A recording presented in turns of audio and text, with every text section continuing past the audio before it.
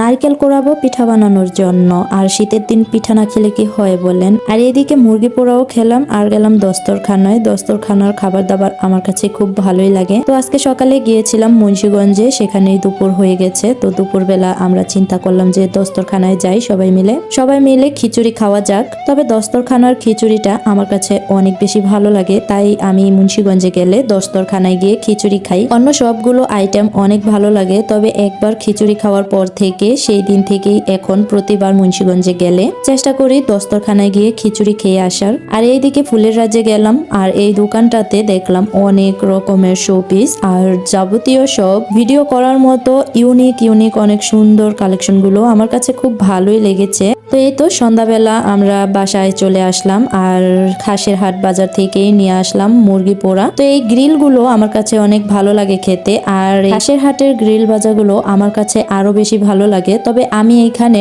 ডাল দিয়ে বড়া বানিয়েছিলাম, গরুর চর্বি দিয়ে বড়া আমার কাছে অনেক বেশি ভালো লাগে। ছোট থাকতে খেয়েছি মায়ের হাতে, সেই স্বাদ এখনো আছে। তো আমি মাঝে মাঝে চেষ্টা করি গরুর চর্বি দিয়ে বানানোর, যদি গরুর চর্বি থাকে এই আর কি। আর এখন আমি পিঠা তৈরি করব। তো পিঠা তৈরি করতে আমার তেল প্রয়োজন হবে। এই তো তেল দিয়ে আমি আংটি বানিয়ে নিলাম, তেল কিনে এই আর কি। তো আংটির মতো হয়ে গেছে, স্বর্ণের অনেক দাম, যারা চান তারা এরকম দুই একটা আংটি হাতে পরে নিতে পারেন আমার মতো। আর এখানে নারিকেল কুড়িয়ে নিচ্ছি। নারিকেল কোড়ানো হয়ে গেলে আমি পিঠা তৈরি করব। নারিকেল থেকে দেখেন কতগুলো পানি বের হয়েছে।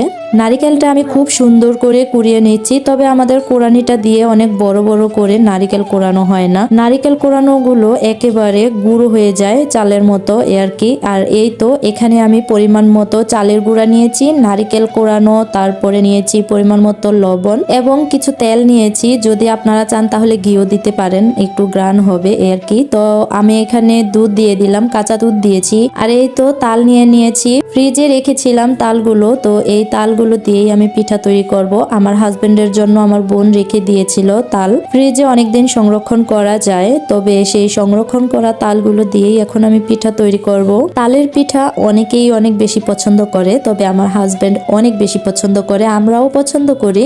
এন্ড আমার কাছে তো ভালো লাগে আটার তৈরি তালের পিঠা, আর আমার হাজবেন্ড পছন্দ করে চালের গুঁড়ির তৈরি। আর চালের গুঁড়ির তৈরি পিঠাটা একটু ক্রিস্পি লাগে, ভালোই লাগে খেতে। তবে আমার মাথা ব্যথার সমস্যা জনিত কারণে আমি তালের পিঠাটা চালের গুঁড়ো দিয়ে তৈরি করা বেশি পছন্দ করি না, আটা দিয়ে তৈরি করলে অনেক বেশি ভালো লাগে। তবে এখানে আমি চালের গুঁড়ো নিয়েছি, আপনারা আপনার ইচ্ছা মতো নিতে পারেন। আমি কিন্তু এইখানে আমার পরিমাণ মতো চালের গুঁড়া দিয়েছি এন্ড চিনি দিয়েছি মিষ্টি হওয়ার জন্য। মিষ্টিটা আমি একটু কম দিয়েছি, যেহেতু আমার হাজবেন্ড মিষ্টি একটু কম খায়। তালের পিঠা বানানোর সময় আবার হাজবেন্ড বলল যে এই পাতার পিঠাগুলো ভেজে